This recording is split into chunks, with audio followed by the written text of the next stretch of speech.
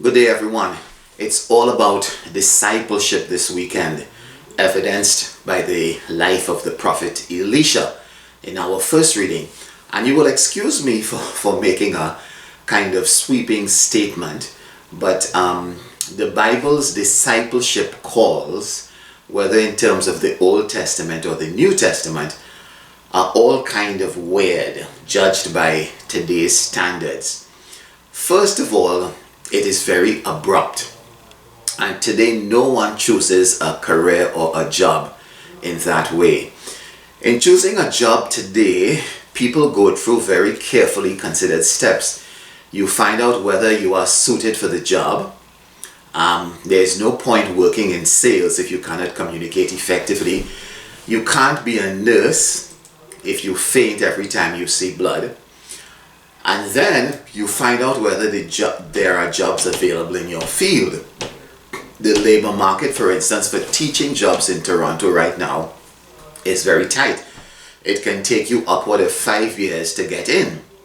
Then, of course, there are all kinds of practical matters to consider as well. What is the salary?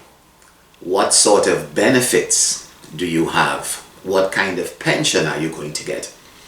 And then, of course, you look at the projected cost involved in getting the suitable training that you need for this particular job. Well, in the Bible, all of these considerations are thrown out the window. We are just told, come, follow me. Usually, when we get a job, we kind of negotiate a little bit. When Jesus calls his disciples in Luke chapter 9 verse 51, there is no negotiation. The disciples don't ask, well, do we get some time off? Do we get 2 weeks off every year to go back to see our families? Can I get to visit the sick? Even reasonable requests are brushed aside. In our first reading taken from 1 Kings, the prophet Elisha wants to say goodbye to his parents. And it says here in verse 20, please let me kiss my father and mother goodbye, and then I will follow you.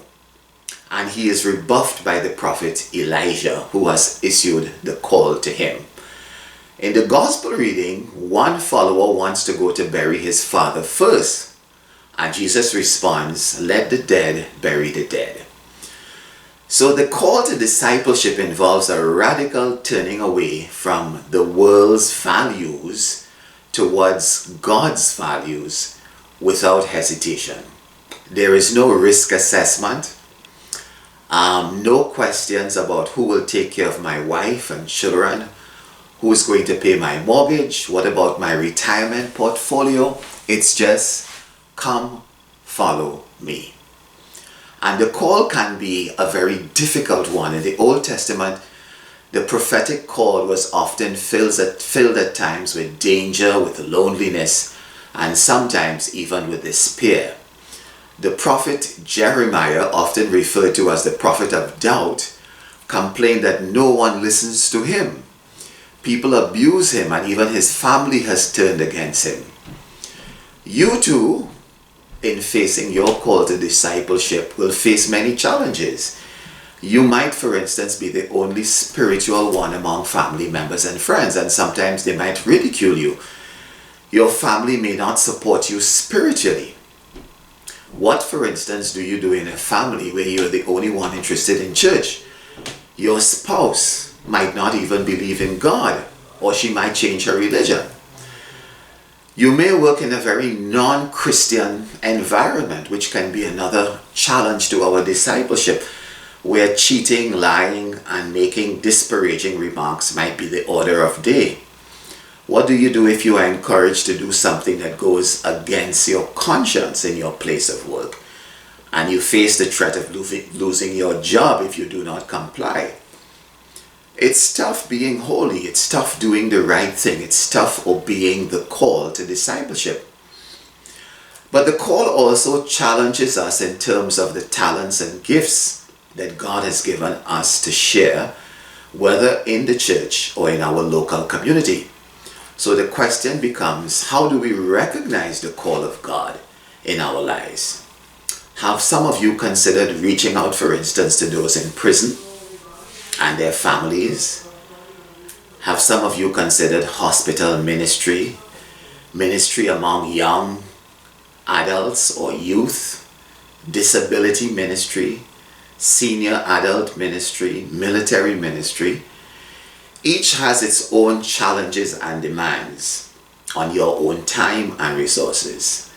But there is so much work to be done. So many people waiting for a helping hand, for support, for guidance, for organization, for a little boost. Sometimes the call of God is to drop our old work and try something new. My entire life, for instance, I work as a priest in the classroom, planning retreats, liturgies, teaching religion, sacramental preparation, doing morning and evening prayer at the schools, liaising with teachers and administration. Now I'm doing hospital ministry, dealing with the sick and dying and their families. Patients who are told that they have weeks to live, families in emergency, around their grandmother who has suffered a heart attack, a cancer patient, totally emaciated, struggling to breathe, a young couple with their first and only born child stillborn. It's completely different work, but still very challenging nevertheless.